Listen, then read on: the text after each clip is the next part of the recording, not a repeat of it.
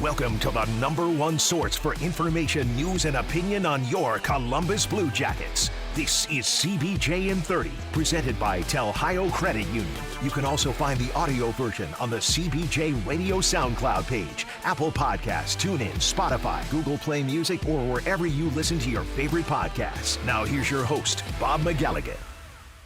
Well, the moment of truth is almost here. Will the Blue Jackets season continue? Will they force a sixth game in their Eastern Conference quarterfinal series with the Tampa Bay Lightning?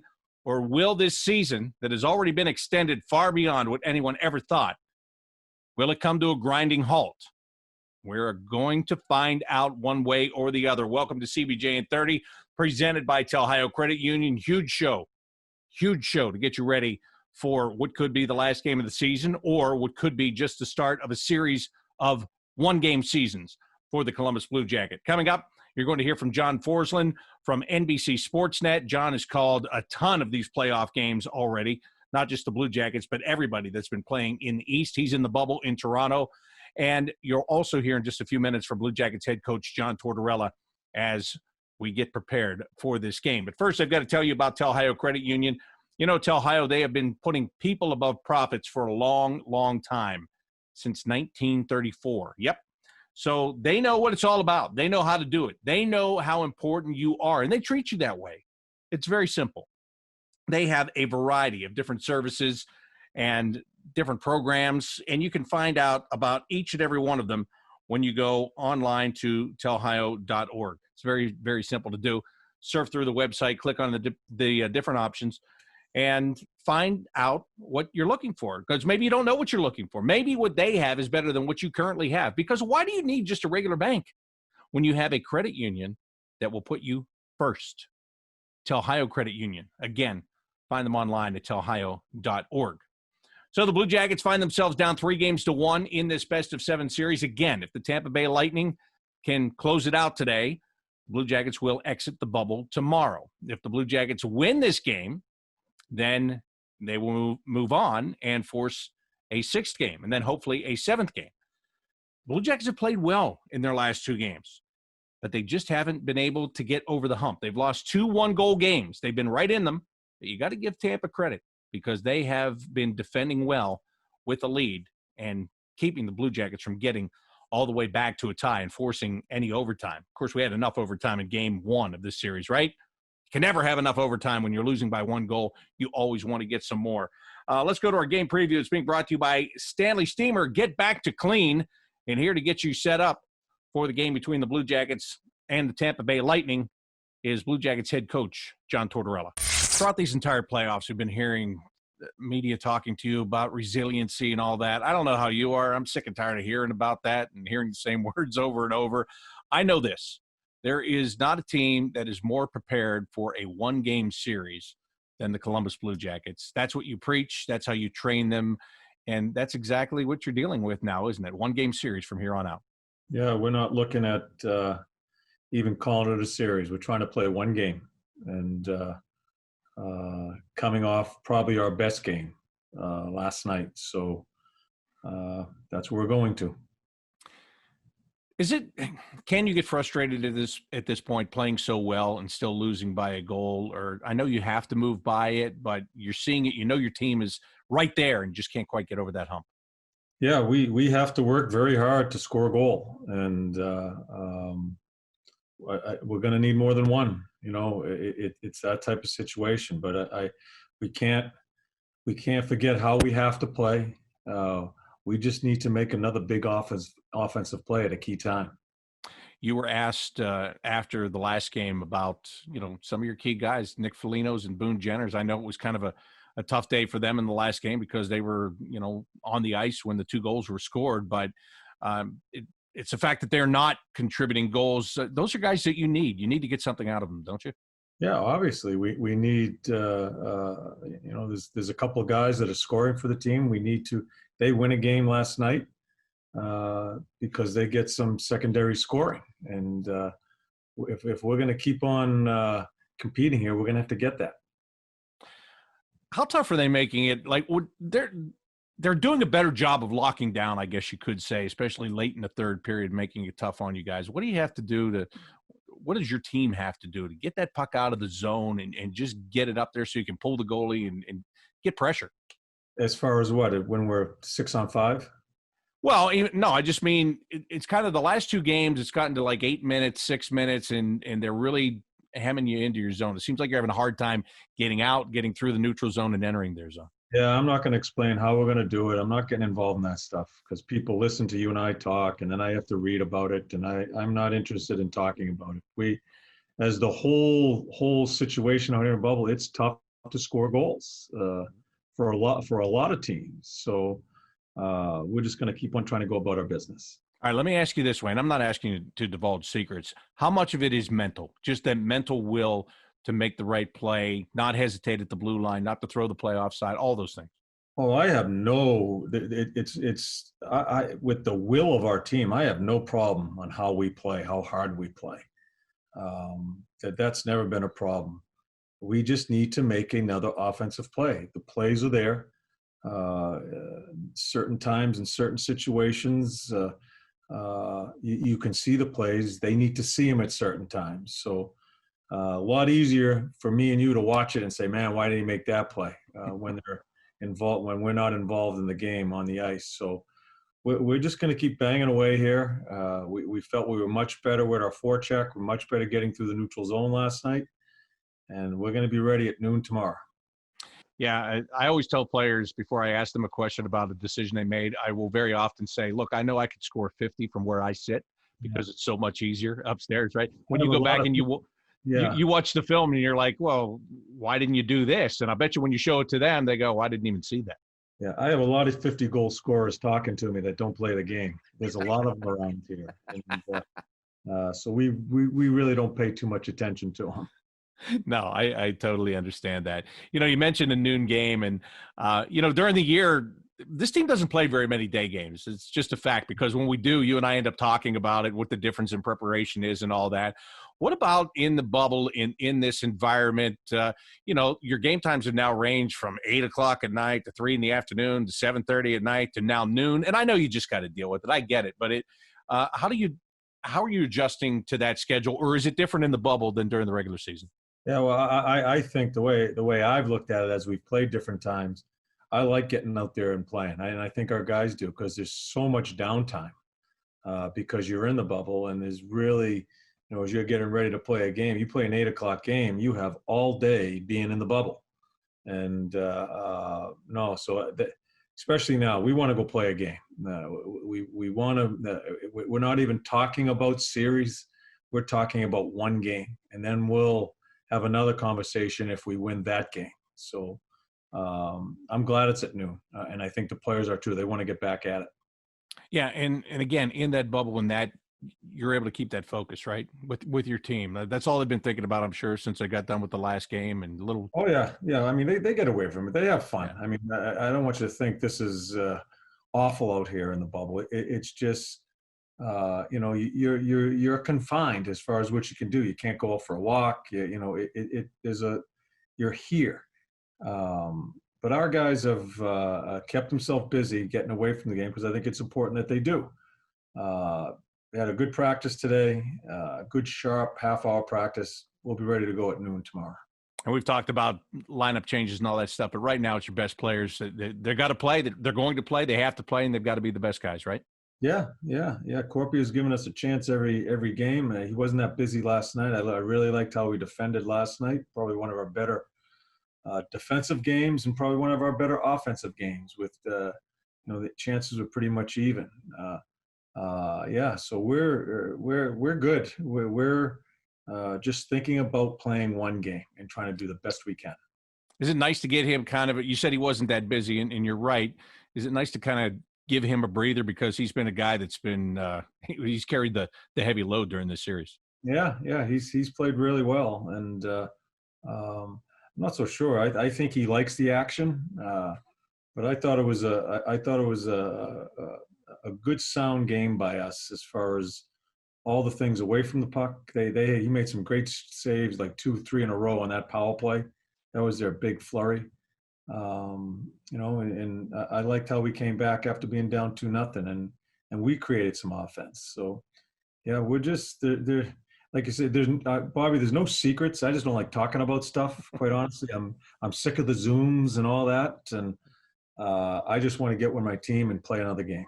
No, I totally understand that. But I know you always say about goalies, all you worry about is them stopping the puck. But you just brought up that flurry of saves that Jonas made. The Tyler Johnson, the stop that he makes on him where he's already stopped one with the skate and then he lifts his leg just another couple of inches to kick that out of midair. As long as you've been in the game, when you go back and you watch those plays, does it still amaze you in some ways? I mean, how does a guy contort his body like that to make a save in that situation? They do a lot of work as far as their flexibility and all that comes with it, with that position.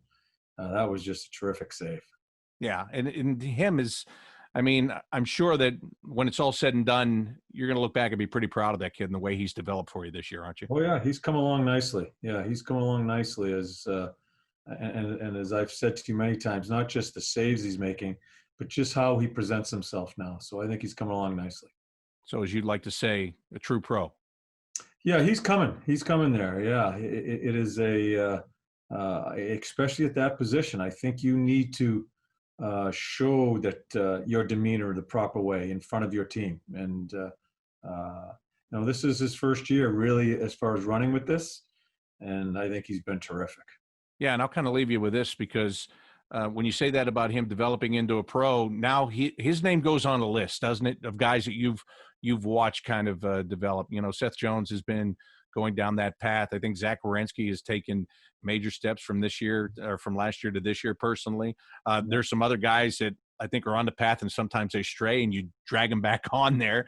But that's your job. Is that where you get the most sense of pride when you watch these guys and they finally do transform into carrying themselves the right way, presenting themselves the right way, and playing the game the right way? For me now, that's a big part of what I think of my job is. I've kind of let Shazi and Lars kind of run with the X's and O's part of it. I'm involved in it, but they kind of run with that. I'm trying to coach the mind, and I'm trying to coach just the person themselves and how they handle themselves. I think that's a very important part of today's game, where 10 years ago it wasn't. It was all X's and O's, and I think it's changed. So it's the fun part of coaching for me, to see how people not just develop as players, but quite honestly, more importantly, as people. And so we keep on working at it. So it's kind of morphed into almost like a baseball manager. You're managing personalities, you're managing the media. I know you hate that part of it, but the X's and O's part of it, there's other people that do that. You've got good people that do that. I have such a terrific staff. I learn from them. I mean, as far as all that's concerned, and I'm involved in it, but I kind of let them handle that. They handle a lot of the meetings, and I'm really wrapped up in watching how people handle themselves, and quite honestly, the mindset, the mental part of the game. You should write a book someday. No, it never happened. Well, if you want to do it, you can dictate it. I'll write it for you. Just think about that. Never happened. Thank you, Torch, so much. Really hope you stay in the bubble. Best of luck to you. All right, Bobby. Be well. So Torch is really a man of little words today. It's just about going and getting the job done. He preaches that anyway. That's what he expects out of his team.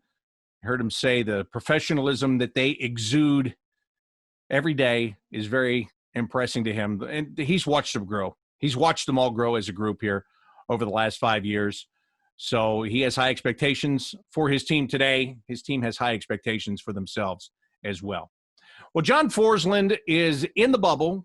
He has been calling games for NBCSN, and he's watched everybody in the Eastern Conference. So who does he like in the East? What does he think of the Blue Jackets? And what is life like in a bubble for a broadcaster? Find out. Here is John Forslund of NBCSN. Well, John, you've been there in the bubble for the last couple of weeks. I'm not going to lie to you. I'm jealous. You're a broadcaster that's in the bubble. You get to watch the games. You're used to watching the games. You don't have to call them off of TV like so many of us right now. What's life been like for you? I've talked with players on our team and talked with John Tortorella and his coaching staff. I know what it's kind of like from their standpoint. What about for you? What's life in the bubble in Toronto been like? It's been really good. You know, I think when you answer the question, Bob, I think you have to put in a frame of reference, right? You have to kind of reference where life is where it was for 4 months in my own personal life where I'm at. I'm very happy to be working. I'm very happy to be allowed this opportunity to be here and see it. I think it's historic. I think years down the road, we're going to look back at this and someone's going to make a documentary about the team that wins and put all these guys together 20 years from now, and the stories are going to be remarkable. But I just look at it positively. It's redundant. I work every single day, 1, sometimes 2 games a day, sleep, prepare, announce, repeat. So, I mean, that's what it is. And there isn't much else you can do. But if you love what we do, which I know you love what you do, you can't beat it. You really can't. How many games have you called to this point? Do you know? Are you counting? Honestly, I don't know. I think it's in the neighborhood of 20. I think tonight might be 21 or 22, something like that. And we're halfway through the first round. So, again, this thing will just continue to grow, and hopefully the hockey continues to be good. You're not the only play-by-play guy in there, right? Gord Miller's in there with you. Is that correct? Gord Miller's here, yes. Yeah, but they still have they done some games remotely? Oh, yes. So there's a variety of people in Stanford, analysts, play-by-play people who have called games off the monitor there. Doc, of course, is at home. I think we can all understand why Mike Emmerich has decided to do the games from his office at home, which is really neat to see some of the settings he's been in with his memorabilia behind him, and he's doing the best he can to give us that great call that only he can do. But I mean, it's in the Western hub, Pierre Maguire's been there from day one. Kenny Albert, after the Rangers were eliminated, joined him. So, yeah, we're the lucky ones. We get to see the games live. Yeah, and I don't know. Have you called games off monitors before in your career? Yeah, I have. I've done a lot of the European games. I did one this year. We did the game from Stockholm, Pierre and I, from Stanford in early November, Buffalo and Tampa Bay. That's right. Seems like 10 years ago, but yeah, it was a Friday afternoon, 2:00 tilt, like November 7th, something like that. Yeah.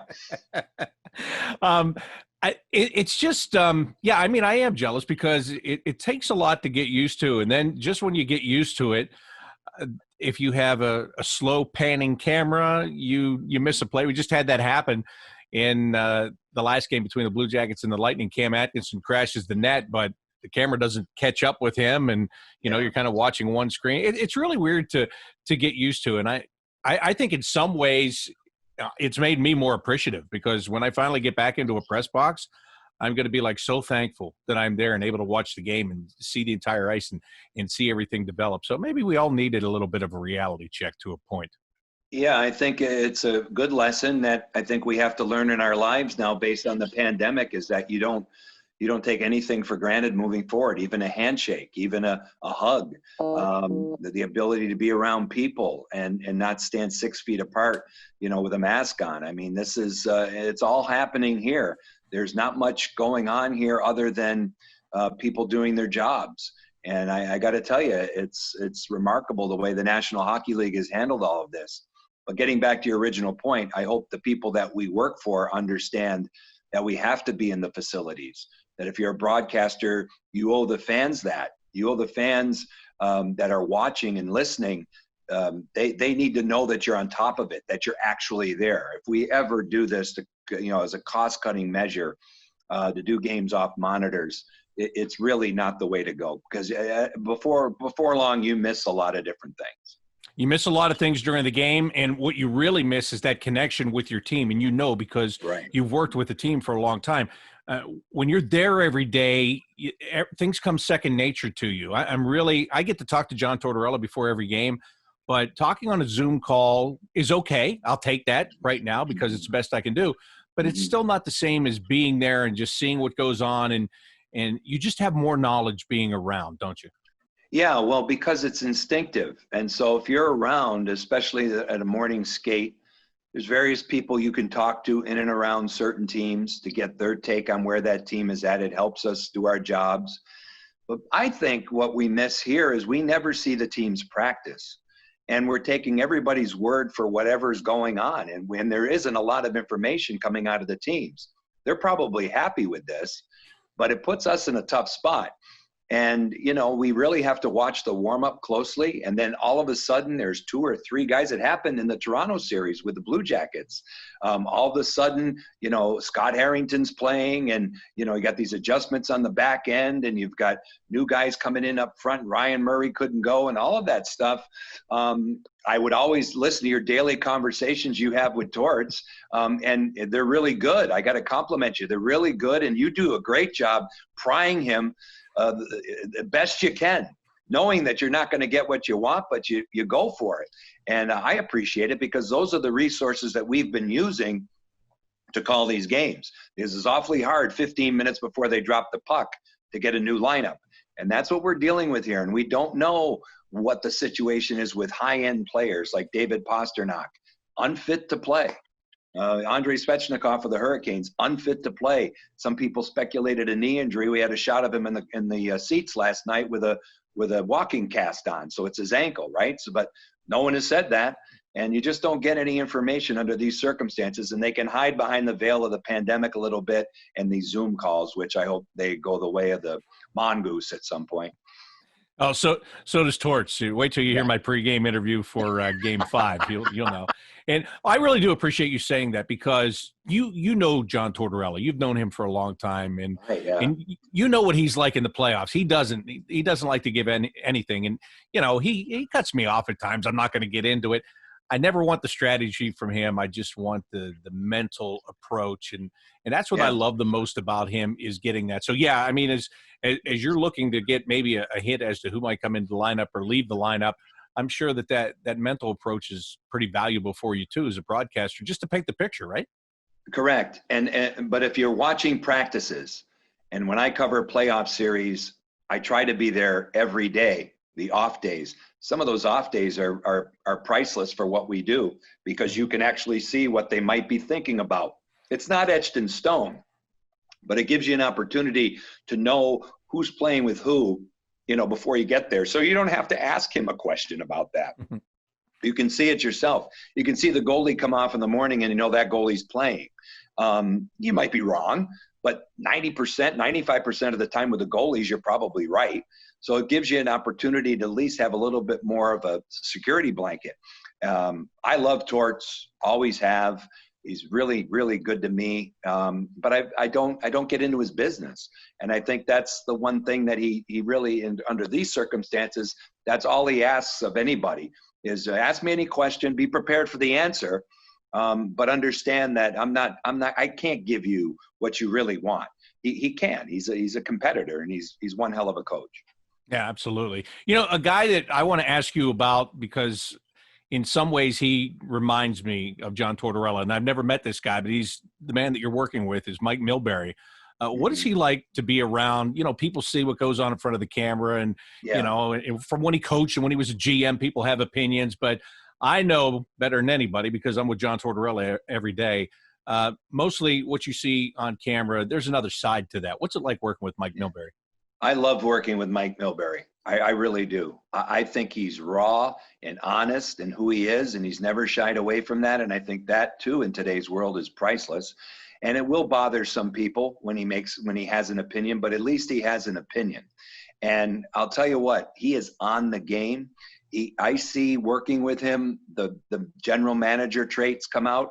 And when he's looking at a player, he can evaluate a guy within a game from that eye, and from a coaching eye too. He was a fantastic young coach at one point in his career when he was coming up through Maine in the American League when I was there, and then as the Boston Bruins coach, players coach, good with the media, great quote, flamboyant. And you know, the thing about Mike is he's really intelligent. I went to Colgate, and you got to think about this, Bob. He played in the National Hockey League when Americans were not supposed to, and when American collegiate players were not supposed to. You talk about discrimination, they were up against it. The Europeans were not welcomed in the NHL. You had to be from a Canadian farm to be embraced by everybody at one point. And he did it in the 70s. So he's been a trailblazer, and his life is committed to it. He loves the game. He loves what he's doing. I really enjoy working with him. I do. And based on what you said about the GM traits and the coaching traits that he has, you think he might be better in the booth than he was when he was in the studio? Well, he really loves the studio. Studio gives him a chance to have a platform. I know the people that he works for really like him on the game, and I like him on the game too. I've told him that. I think he's a really, really good analyst because he can tell you something before it's going to happen, and that's really the key. All of us can look at a play and then regurgitate the play and maybe get to the why. But if you can forecast, I mean, last night, for example, Pasternak's out, and they haven't been able to find a guy to play with Bergeron and Marchand, and they're trying this Anders Bjork. And 2 shifts into the game, he just comes right out and says, listen, they got to get this number 10 off this line. It's just not working. And, the start of the second period, Charlie Coyle's up on the line. Now, you could look at it after watching a period. It would be pretty obvious. He saw 2 shifts, and that's what a coach does. You could see a guy in first shift, second shift, like Torts, and that's it. You're off the line. Somebody else is going to line. You just don't have it. That's a trait none of us have unless you've been behind the bench and you've done that, right? Yeah, that's a great point. What about on the other side? Brian Boucher is the third guy on your crew, and I've had plenty of opportunities to talk to Brian, and what a great class act this guy is. But now for you, who's been doing play-by-play for a long time, to see a player that is, not that long retired and getting into this and really starting to become a star, do you try to help him along the way at all, or do you let these guys kind of come to you if they have any questions? A few years ago, he did his first game with me in St. Louis. It was St. Louis and the LA Kings. And he had a past history with Daryl Sutter in Calgary as a goalie for him, and he was the head coach. It didn't go down a very good road.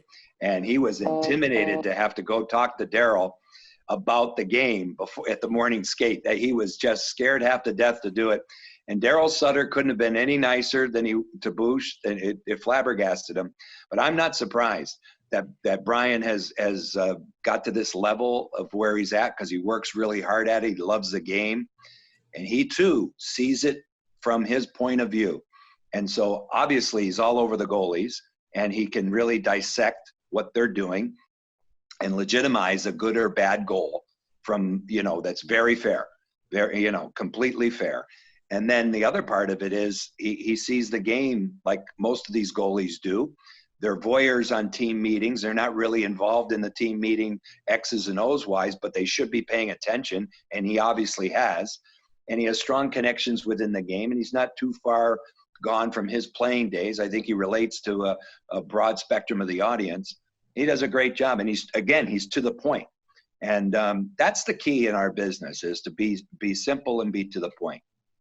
Isn't it kind of fun? Because I've had it happen here where, I was with Jody Shelley in the minor leagues in 2 different stops before, NHL, and then he winds up being a broadcaster. Do you find it fun to have guys that you watched play that are now coming across into this business and watching them grow and mature like that? Yeah, it happened many, many, many years ago in the American League with me. We had a goalie by the name of Darryl Ray. And Darryl is one of my best friends. And we became friendly when he was a goalie for the Springfield Indians and I was the broadcaster. But I knew that at some point he was going to do this. Darren Pang, I think I knew at some point he would do it and do it well. So I think when we're around teams, there's probably guys on the Blue Jackets team right now. You can see, there might be a media part of your career someday if you want it. Maybe you want to go to coaching. Maybe you want to become a GM. I think we see that too. I know that back in the day when Ronnie Francis played, he always used to say, I can't wait to have that seat right behind the bus driver. He said, I'm in the last row now, but someday I'll be because he wanted to be a GM. And, he did it. He's going to do it again in Seattle. And, you can see these things when you're around the guys. Yeah, that's a really great point. And you're right about that, because I remember when I just got here from the American Hockey League, and Jody signed a 3-year contract with Philadelphia. And I remember saying to my boss, does that mean we have to wait 3 years before we can talk Jody Shelley into being a broadcaster? Yeah. You're right. There's some guys you just know. And there's some guys, to be honest with you, there's some guys I've talked to about it. I've tried to plant a seed in their mind because, somewhere down the road, if they wanted to do it, I'd love to have them around. Yeah. And then that's the key too, because I think they love the game. And if they can give back to the game, the only people it benefits are the fans. And that's what we need more of. We need the next generation to step up and do that and connect with the fan bases. Well, I got to ask you about this because I know it's a story and I know you've talked about it elsewhere, but you've been with the Hartford Whalers, Carolina Hurricanes for a long time. And this summer that relationship is broken off with you. You're doing these national games and that's terrific. Where are you at beyond the national games, John? Do you have any idea what the future holds for you? Yeah, I really don't. You know, we're just going along day by day with this, and I think everyone is in a holding pattern to get deeper into this tournament, you know, until we see what the next season is. So I'm grateful that I have the NBC gig. They've been good to me, and this is going to continue, you know, deep into this tournament. But beyond that, no, just some conversations with a couple of different teams that have openings. But I don't know. And as far as my past team is concerned, it's really too bad. I mean, I didn't see this coming. I didn't think this was going to be an issue. It was a non-workable situation that I was presented with. And so I had to make a very difficult decision. And I guess they did too. They just decided that this is the way they wanted to go about it in terms of my contract and how it was structured. But after all the years I've had, which is since 1991 with this team, I didn't see it. And our dear friend Chuck Caton went through a similar situation with this owner, a little bit different than mine, but in many ways similar. So I wasn't entirely surprised, but it's been the pandemic, my quarantine for 2 weeks right off the hop on March the 12th, the pandemic, and then to have this happen in June, at the end of June, in the middle of the pandemic, you know, unbelievable. And then now this is like a blue sky to get here and do these games. 2020 has been unbelievable in my world. Yeah, you've gone through it all already, haven't you? Yeah. I've been through I'm the king of quarantine. Okay. I had 14 days of it, total isolation in Raleigh to begin. I had 5 days quarantine here when I got here on July 23rd. I never left a hotel room. At least at home, I was in a basement and I had a workout area for myself. I had more room to stretch out and the comforts of home. But to be in a hotel room for 5 days without leaving the room, that's how we kicked off this extravaganza. But we're moving along. When it gets to the conference finals, the scene shifts out to Edmonton. What's the plans for you? Do you move out west then? I think so. None of that has been completely determined yet, but I think there's a chance. And, you know, if that's the case, that'll be another great opportunity. But the games, there are far too many games and far too many series to keep an eye on. I'm watching all the Western games too. So it's a wonderful problem to have, but you have to go day to day with the way we're working right now. All right. You're seeing everybody in the East. Who have you been most impressed with so far? Well, I've been impressed with, I'm not pandering to your audience, but I've been impressed with the teamwork of the Columbus Blue Jackets. And it's not a surprise because they're so well coached. I wish they had a little bit more firepower. I think if they had a little bit more firepower, this team would be unbelievable. Seth Jones and Zach Werenski have been absolutely outstanding, and Corpy's play and goal has been sensation, right? That goes without saying. The best team, and that they're hitting a little bit of a speed bump here with Montreal. Philadelphia was very impressive early. I think the Bruins have had an awakening. And I've always felt, for me, there were two teams in each conference I was keeping an eye on. Number one was Boston. How good could they still be after 4 months off because they're older? And how could they recapture what they had going on, right? They lose Game 7 at home. They come back to kind of redeem themselves. They have 100 points, 44 wins, and then it goes away. But they came to life, and they're starting to resemble who they are, I think, now. Tampa Bay is going to be an interesting team if they get through the Blue Jackets. They've learned a little bit about themselves. They protect leads very well. They play a defensive game more than people give them credit for, and they have an outstanding goalie. And in the West, it's Colorado. Vegas is playing really well, but this Colorado team, which I saw quite a bit for NBC this year, they're intriguing. They played another level, warp speed. I mean, they're moving. That Nathan McKinnon is something else. And so I'll be interested to see, you know, what happens there and who emerges. But all the games have been really good. Yeah, of course, Jared Bednar was in the Blue Jacket system, won that Calder Cup in Cleveland before he moved over to Colorado. And man, look at that guy. Remember that first year? What did they get, 30 points or whatever it was? I mean, he had to feel like here's my opportunity to be a coach in the National Hockey League, and I'm going to get fired after 1 year. And thankfully, Joe Sakic was smart enough and patient enough to hang with the coaching staff there and then, you know, get them the tools that they needed to perform. I voted for Jared for Coach of the Year. I voted Jared Bednar, Bruce Cassidy, and John Tortorella. Those were my 3 votes. I know Elaine Vigneault's in there and has a strong following in terms of probably getting it, but I felt it was kind of, you had to have somebody from the West. You couldn't have 3 Eastern nobody coached in the Western Conference, and Craig Berube did an outstanding job again with St. Louis. But I think Jared is a way better coach than he gets credit for. I think he's really underrated because they do have superior talent with McKinnon and Rantanen and Landeskog and Cale Makar, and now they've added Nazem Kadri to the list here. But their team game is really, really good. And they've been able to support those 2 goalies, which I think, to be fair, were people were wondering where they could go with their goaltending. But I think it's all come together. It's because of him. He's done a really good job there. Hey, I want to ask you this question. I was just thinking about this because I talked to John Tortorella about it. Has the head coaching position almost evolved a little bit in hockey where it is in some ways, maybe not really closely, but it's almost like a manager in baseball because you've got the media, you've got to manage, you've got so many star players. And this is what made me think about it. You're talking about McKinnon and Rantanen and all these star guys. You have to manage those personalities. And that takes up the bulk of your time. Those 2 things take up the bulk of your time as a head coach. And then that really makes you, when it comes to X's and O's, about his, you know, the strength is in your assistant coaches. Do you agree with any of that?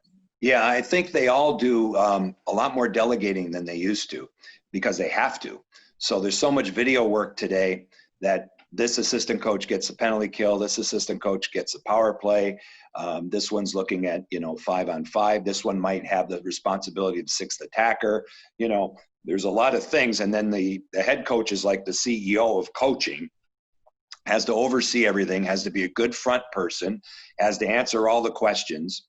And the most important thing is shelling out the ice time. And in this game today, the younger athletes today want answers. They don't just step in line and do as they're told anymore, which I think is refreshing. I think it's really good. I mean, I asked Rod Brindamore about this last year. He was working out, which he does probably 16 hours out of the 24. But he was working out, and I said, Roddy, let me ask you, this is before a game. As I'm 4 o'clock for a 7 o'clock game, I said, Roddy, what do you, when you broke in, if a coach told you to do anything, you just did it, right? And that's not the case today. He said, absolutely. He says, first camp, if the coach said, you know, you're running through the wall, you're running through the wall. You're not asking a question. Today, the kids ask why. And so the coach has to be a communicator, a really good one. Has to be stern, has to be gentle. And in some cases, even though he'll never admit it, Torts is probably softened up over the years. He'll never admit that. But I think when it's over for him, whenever that is, if you ask him how he evolved and how he changed, I'd be interested to know. Because I don't think when he coached Tampa Bay in 2004, the same tactics and approach work today. I think he had to be and if you know him like we do, I love the guy. I mean, I think he's a wonderful person, and I don't think he would treat people like he's depicted sometimes, you know, because of a press conference. You know, his life is not the press conference, I don't think. No, it's not. And a lot of times, and I still find this hard to believe all the years I worked with him, that there's still some people in the media that don't understand that some of those press conferences are to deflect from what his team did, that the players never have to get a question because he puts everything on himself and he takes the heat for it. And some people think that he does that because he has to be the center of attention. No, he's deflecting. He's helping his team. And you know what, Johnny? He and I have had conversations about that too, about what you said about today's player needs to know. You have to talk more. So, yes, when that day comes and you talk to him about how he evolved, he's going to admit that. I guarantee you. Okay, good. That's good to know. That's All the right, I got only one way more. you can do it this long. Go ahead. Go That's ahead. right. I got one more thing for you. Yeah. As you're there, and I don't know how many high-profile NHL people that you're having a chance to talk with in the bubble there, but do you get any sense? I mean, I know that they're hoping they can start another season in early December. Look, we all know we've got to have fans in the building. I don't know how you're doing these games without fans in the building because, I know on my end, there's sometimes you're manufacturing excitement Right. that would normally be there coming from a crowd, and that part sucks. Let's be honest about it.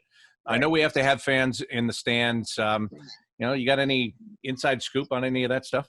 No, that's a good question because not many people are talking about that, but it's approaching. Like we're nearing the end of August, and so we should know in 3 or 4 months what the game plan is. That's the key for me. Is how number one was getting this off the ground safely, figuring out the CBA so there's labor peace. Those things have been accomplished, but the bridge to the next year is vital for all the teams. What is it going to be? What are the percent capacities? How's this actually going to work? Because you can't bubble a regular season. It's impossible. So they're going to have to play. And hopefully it is in December. I think December is way better than January if possible. I don't believe in stretching it out into summers anymore. I hope we get back to a normal calendar with this. And anyway, it's really not a subject that's talked about, but you don't really see a lot of people other than to say hello. And half the time you don't know who it is because they have a mask on. So, that, and I will tell you that everyone is really adhering to the protocols, what we're supposed to do.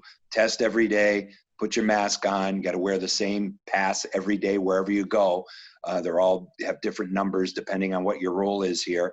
And there's only certain places you can go, and that's it. So, if I see anybody that resembles an NHL person, I'll ask them that question. Please do. The mask thing, what I don't understand about that is if you're all in this bubble, you're supposed to be in the safest place on the planet. Yeah. You're getting tested every day. Yeah. That part, and I don't have to wear it every day, everywhere you are, like you do outside your room. I've talked to people. They said the minute you go outside your room, like you better have it on because somebody's going to be there checking to make sure that you have it on. Yeah. That part I just don't understand. Like if you're in that safe spot and everybody's being tested and all that. Yeah. I think there is crossover though. There are people that I have, the teams have level 1 pass. We have a level 2 pass. Then there's a 3 pass for hotel personnel and a 4 and a 5. And so when you go to the rink, there are people that work for Maple Leaf Sports that are cleaning the building, that they're going home. They're not in the hotel here. They're not in that bubble hotel. Hotel personnel that work here at the restaurants and the places that they have set up here, they're going home too. So that's probably why. There's a slight chance of you running into somebody. It's not completely Loctite because that was impossible, but it's as Loctite as you can get it.